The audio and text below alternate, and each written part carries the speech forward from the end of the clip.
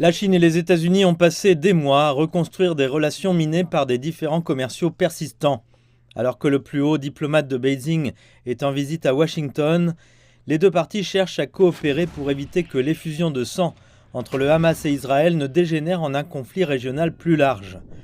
Le ministre des Affaires étrangères Wang Yi est accueilli par le secrétaire d'État américain Antony Blinken, qui s'est adressé au Conseil de sécurité des Nations Unies en début de semaine. Les membres de ce conseil et les membres permanents en particulier ont la responsabilité particulière d'empêcher que ce conflit ne s'étende. Je me réjouis de continuer à travailler avec mon homologue de la République populaire de Chine pour faire précisément cela lorsqu'il se rendra à Washington dans le courant de la semaine. La Chine tente d'assurer la médiation d'un cessez-le-feu entre le Hamas et Israël en tant que précurseur d'une conférence de paix internationale.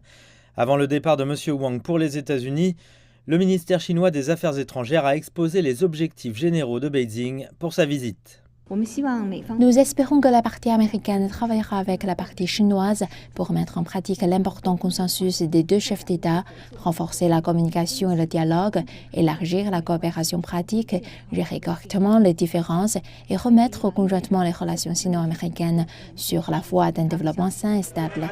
Mais si la crise du Moyen-Orient a galvanisé Beijing et Washington, ils restent opposés sur un certain nombre de questions.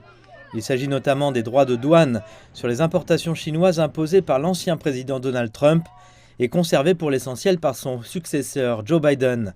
L'objectif de Joe Biden de faire des États-Unis un leader mondial dans la production de puces informatiques et de semi-conducteurs essentiels a suscité des plaintes de Beijing, selon lesquelles Washington tente d'étouffer la concurrence par des pratiques commerciales déloyales.